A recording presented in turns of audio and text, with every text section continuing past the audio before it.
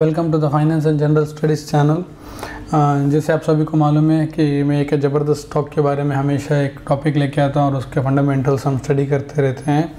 तो वैसे मैंने कल कोल इंडिया के बारे में बताया था कि इस स्टॉक से रिटेल इन्वेस्टर्स क्यों दूर रहना चाहिए। ऐसे हमने परसों Tata consumer products, ICICI bank, ऐसे बहुत सारे स्टॉक्स के मैंने वीडियोस बना के रखे हुए हैं। प्लीज़ उनको जाके चेकआउट कीजिए और उनको आप पता चल जाएगा कि रिटेल इन्वेस्टर जो आप हैं जो कि आम इन्वेस्टर होते हैं, तो उनको स्टॉक मार्केट में अगर इन्वेस्ट करना है तो कैसे स्टॉक को पकड़ के इन्वेस्ट करना शुरू करना चाहिए, ना कि कोई ऐसे आपके जो छोटे कंपनीज होते हैं जो फिर आपको न्यूज़ चैनल पर ज़्यादा बातें चढ़ा बढ़ा के कहते हैं, या ऑपरेटर के कंट्रोल में जो होता है उन स्टॉक में जाके इन्वेस्ट नहीं करना है। और प्लस पेनी स्टॉक हो या आपको जो माइक्रो कैप के क्या कंपनीज हो, वो ऐसे स्टॉक्स में आपको शुरुआत नहीं करना चाहिए, क्योंकि अगर आपको लंबे टिकना है तो आपको शुरुआत ए स्टॉक में करके आपको मार्केट को स्टडी करना चाहिए।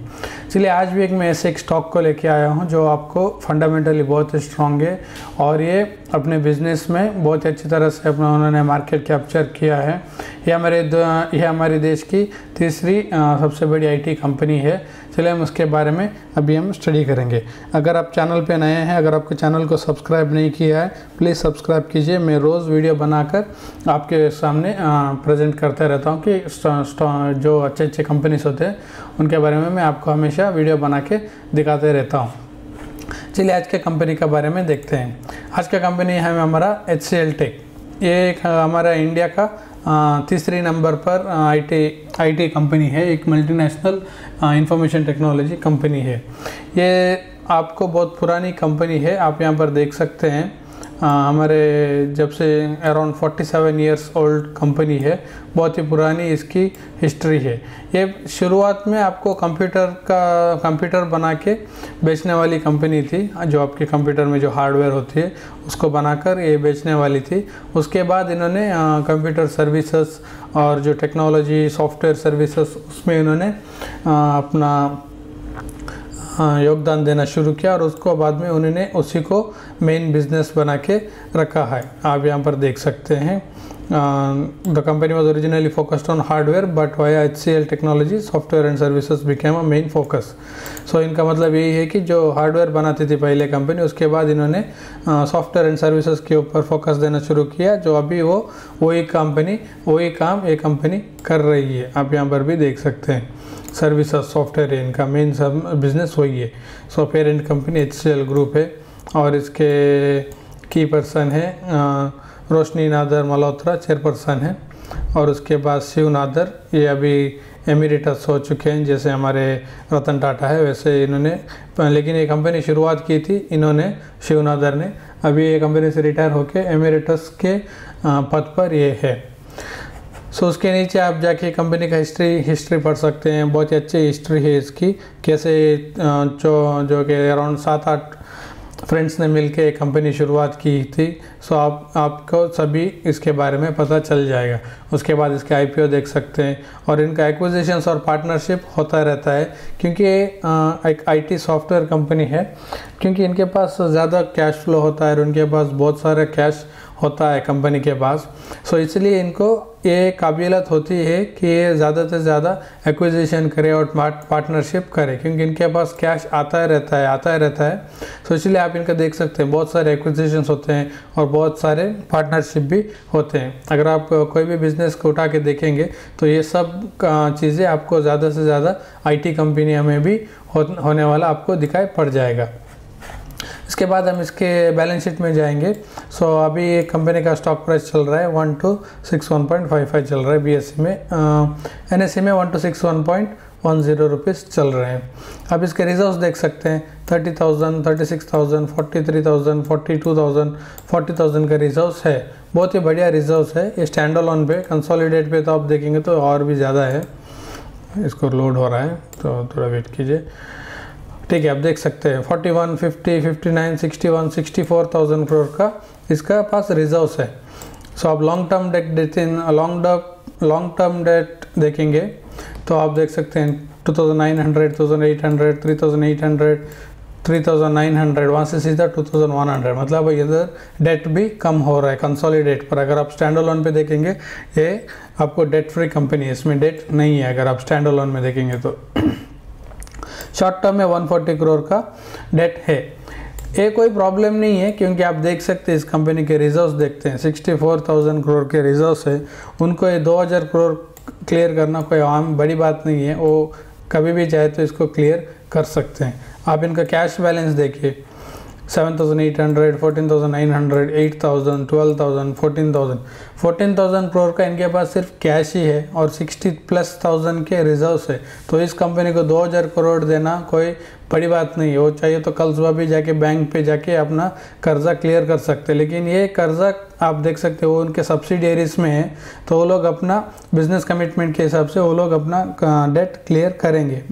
आपके स्टैंड अलोन मतलब जो मेन कंपनी होती है, जो सबसे बड़ी कंपनी होती है HCL का मेन कंपनी जो है, उसका ये दिखा रही है HCL टेक्नोलॉजी का मेन बिजनेस जो है, उस पर आप देखेंगे तो उसमें आपको डेट नहीं दिखेगा। जो सब्सिडियरी सब मिलके जो होता है तब उनका इसलिए कंसोलिडेट बैलेंस शीट बनाते हैं, उस टाइम आपको उन सब्सिडियरीज में डेट दिखता है। आप इनके इन्वेस्टमेंट में करंट एसेट भी देख सकते हैं। करंट इन्वेस्टमेंट्स देखिए 5,300 करोड़ का इनके पास क्या करंट इन्वेस्टमेंट है। इन्वेंटरीज 228 करोड़ है।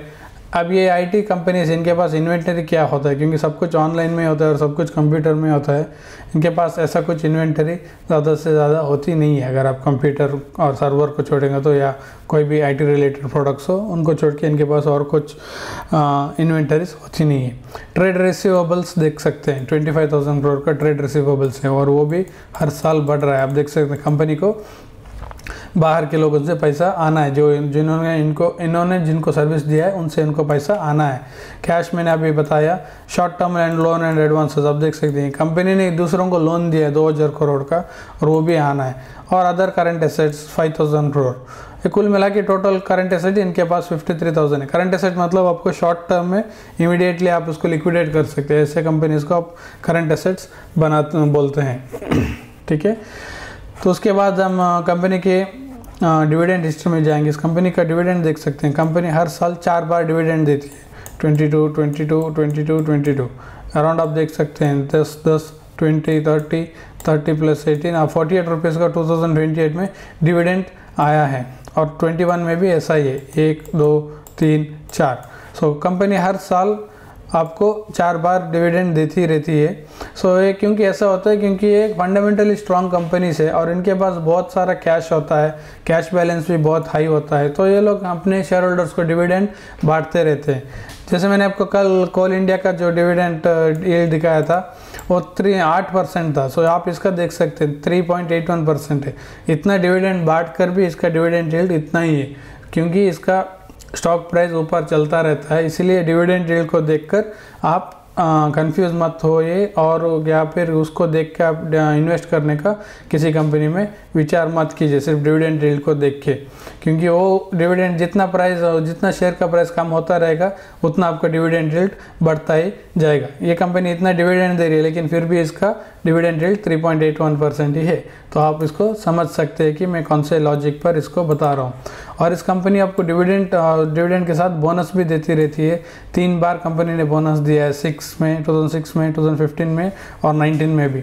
और इसके बाद एक बार स्प्लिट भी दिया है जो कि ओल्ड फेस वैल्यू 4 था, उसको जाके अभी 2 हो चुका है। सो और एक बार आप स्प्लिट भी एक्सपेक्ट कर सकते हैं। ये कोई कंपलसरी की बात नहीं है, कंपनी चाहे तो देख सकती है, नहीं तो नहीं भी दे सकती है। बोनस भी ऐसा ही है, कंपनी डिसाइड भी कर सकती है कि हाँ अभी से हम बोनस कभी भी शेयर में नहीं देंगे। जैसे कि आप देख सकते हैं MRF का शेयर जो कि 1 लाख के ऊपर ट्रेड कर रहा है, क्योंकि उस कंपनी ने कभी बोनस भी नहीं दिया है ना ही स्प्लिट दिया है, इसीलिए वो 1 लाख के ऊपर ट्रेड कर रहे हैं।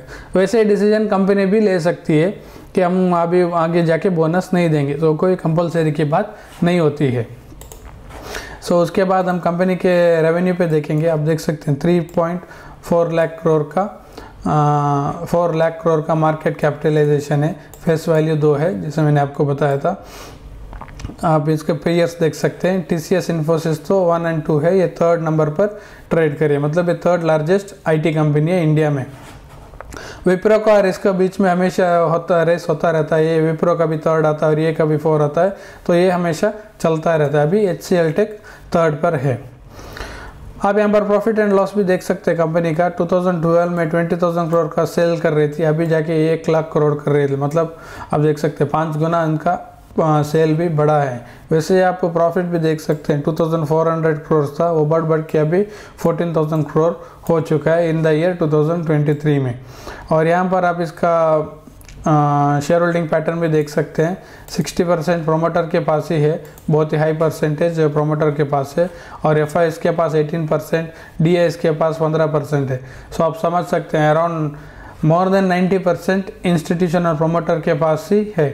रिटेल इन्वेस्टर जो हम जैसे आम आदमी और पब्लिक होते हैं उनके पास 4% का ही शेयर होल्डिंग है। क्योंकि जो भी अच्छी कंपनियां होते हैं वो आपको ज़्यादा न्यूज़ पे नहीं दिखेंगे, ना ही उसको कोई प्रमोट भी करेगा, इसीलिए वहाँ पर पब्लिक ज़्यादा जाती नहीं, क्योंकि उनको ऐसे स्ट्रॉन्ग कंपनीज के बारे में मालूम होता ही नहीं है। उनको सिर्फ वही कंपनी मालूम होती है जो पे ज़्यादातर न्यूज़ पे आती है, या ज़्यादातर कोई कोर्ट के केस पर होती है, या पर कोई और उनके ऊपर और कोई प्रॉब्लम होता है। ऐसे कंपनीज को ज़्यादातर आपको न्यूज़ पे चैनल पे दिखाते रहते हैं। तो पब्लिक सिर्फ उन्हीं कंपनी के ऊपर ज़्यादा फोकस रखती है, ना कि ऐसे कंपनी पर जो कि आपको स्लो एंड स्टडी रिटर्न देता रहेगा और लंबे समय तक देता ही रहेगा। और इसका चार्ट पैटर्न भी आप देख सकते हैं, year till date, 1 year, 5 year में। इनका मेन टारगेट होता है हर 5 साल में आपका पैसा डबल करके देने का। वो तो कभी कभार आपको 1-2 साल या 3 साल नहीं चलेगा, इसे कंसोलिडेट करते रहेंगे क्योंकि एक्सटर्नल फैक्टर्स कुछ चल रहे हैं, तो इसी की वजह से कंपनी ऐसे ही कंसोलिडेट करते रहेंगे। लेकिन आप अगर 5 साल उनको देंगे, जब आप इन्वेस्ट करेंगे, तो ऑन एन एवरेज आपको पैसा डबल करके 100% रिटर्न तो ये कंपनी बना कर ही देगी। कभी कभार 5 में नहीं देगी, कभी कभार 6 में बनाएगी या 7 में बनाएगी। आपको FD से तो अच्छा रिटर्न ये स्टॉक बना के देंगी। उसके बीच में आपको बोनस भी आएगा और डिविडेंड भी आएगा। सो और बोनस का जो एडजस्टमेंट है वो यहाँ पर आपको एक्चुअल परसेंटेज में नहीं दिखेगा। जिन्होंने 3 बार बोनस एंजॉय किया है उनका रिटर्न शायद 200 या 300% से ऊपर दिखेगा, शायद 2 साल या 5 साल के होराइजन में। तो सब लॉन्ग टर्म का खेल होता है, जितने लंबे रहोगे आपको उतना प्रॉफिट और या फिर उतना रिटर्न बना के ये कंपनी देंगी। यहाँ पर भी आप देख सकते हैं कितना अच्छे से स्लोली होके चार्ट पैटर्न ऊपर जा रहा है। कंपनी के स्टॉक्स के चार्ट पैटर्न ऐसे होने चाहिए, ना कि ऐसे सांप जैसे ऊपर नीचे हो, क्योंकि ऐसे देखिए स्लो एंड स्टडी ये गिरते उन स्लोली करके ऊपर जाते हैं। ऐसे स्टॉक में आप लोगों को स्टडी करने के लिए देता हूँ, क्योंकि आप इनमें इन्वेस्ट करने का विचार कर सकते हैं। ये कोई रिकमेंडेशन नहीं है, मैं सिर्फ आपको स्टडी पर्पस पर ये वीडियो बना के दिखा रहा हूँ।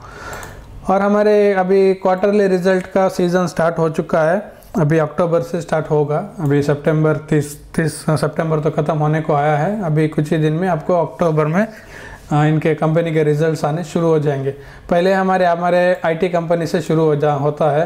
12 अक्टूबर को HCL टेक का क्वार्टरली रिजल्ट आएगा, जो कि कंपनी में अभी आपको कवर कर रहा हूँ। उसका क्वार्टरली रिजल्ट 12 तारीख को आएगा और मैं आपको वीडियो बनाकर भी बताऊंगा कि कंपनी के क्वार्टरली रिजल्ट्स कैसे रही हैं।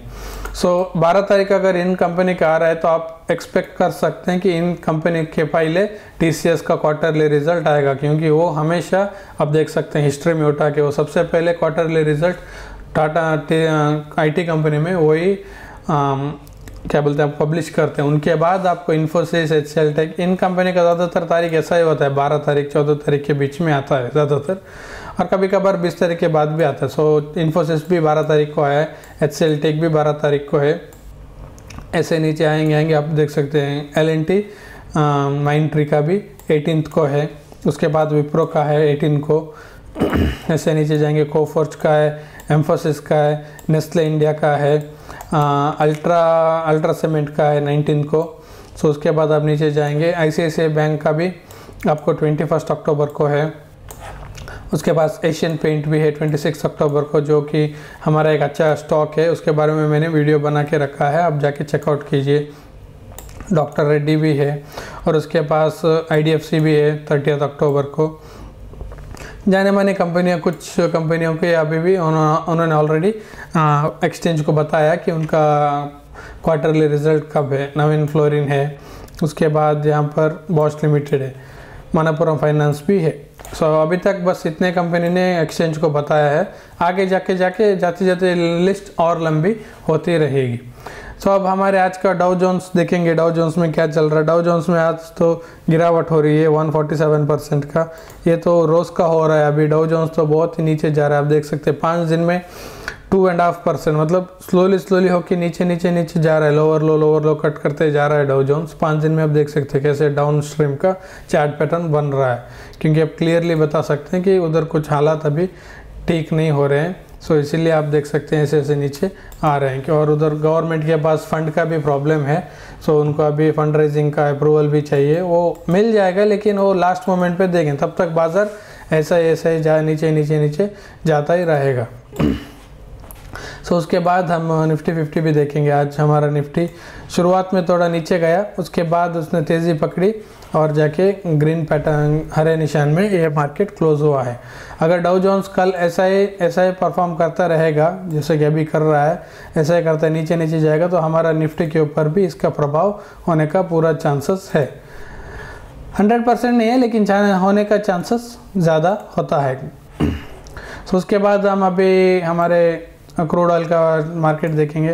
क्रूड ऑयल देख सकते हो अभी तो 96 के ऊपर जा चुका है, जो कि इंडिया के लिए अच्छी बात नहीं है, बिल्कुल भी बुरी बात होती है। अगर क्रूड ऑयल ज़्यादा से ज़्यादा चलता गया तो इंडिया के लिए बहुत ही बुरी बात है। ये तो ऑल टाइम हाई पे जा चुका है, 95 था, अभी तो 96 टच कर चुका है।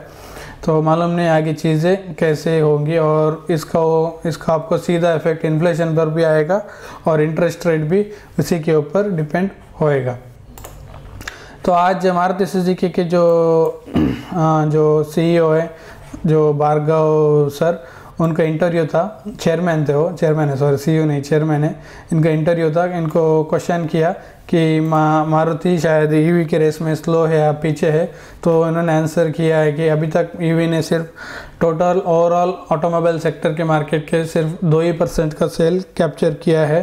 तो हम लोगों को कवर करने के लिए और भी बहुत सारे मार्केट बाकी है, तो इसलिए हम स्लो नहीं है। उन्होंने बोला है 2030 तक उनकी 6 मारुति सुजुकी की इलेक्ट्रिक गाड़ियाँ आएंगे मार्केट में, और 2025 में उनका पहले ही गाड़ी मार्केट में आएगी। सो हम देखेंगे कि आगे चल के इनका मार्केट कैसा रहेगा और इनकी गाड़ियाँ कैसे परफॉर्म करेंगे। उन्होंने बोला है कि अभी ये ज़्यादा प्रीमियम गाड़ियों पर बस ज़्यादा फोकस कर रहे हैं। आप देख सकते हैं नेक्सा में नए गाड़ियाँ आ रहे हैं, ग्रैंड विटारा है, जिम्नी है, इनविक्टो है। सो लोग बोल रहे हैं हम लोग उधर ज़्यादा फोकस कर रहे हैं ताकि कंपनी को ज़्यादा मार्जिन मिले। सो उनका नॉर्मल ये जो प्लेटफॉर्म है, जो नॉर्मल पोर्टफोलियो है गाड़ियों का, वो भी चल रहा है। उसके साथ नेक्सा के थ्रू ये लोग प्रीमियम गाड़ियाँ भी सेल कर रहे हैं, और वो बोल रहे हैं कि 2030 तक अराउंड टोटल गाड़ियों का सेल 6.5 to 7 मिलियन तक जाएगा। सो उसका हम सिर्फ अगर मान के चलिए 45 to 50% मार्केट शेयर अगर मारुति ने रखा, तो उनको 6 गाड़ियाँ मिनिमम इलेक्ट्रिक गाड़ियाँ चाहिए, क्योंकि वो समय पर ज़्यादा गाड़ियाँ इलेक्ट्रिक गाड़ियाँ बिकेंगी। तो ऐसे इन्होंने बोला है, आप जाके चेकआउट कर सकते हैं। इनका पूरा इंटरव्यू बहुत ही अच्छा था, मनी कंट्रोल पर आपका दिखेगा। ये कोई पेड प्रमोशन नहीं है, मैं जो पढ़ा हूँ मैं आपको वही बता रहा हूँ। आप जाके इसको पूरा बड़ा पढ़ सकते हैं। मारुति सुजुकी के बारे में भी मैंने आपको यहाँ पर वीडियो कवर करके बताया है, आप उसको भी जाके चेकआउट कर सकते हैं कि मारुति सुजुकी कैसी कंपनी है। आशा करता हूँ आपको वीडियो पसंद आया। अगर पसंद आए तो प्लीज़ लाइक कीजिए, सब्सक्राइब कीजिए और अपने दोस्तों के साथ शेयर कीजिए। ऐसे ही और दूसरे कोई वीडियो में हम कल फिर से मिलेंगे। ओके दोस्तों, थैंक यू, बाय।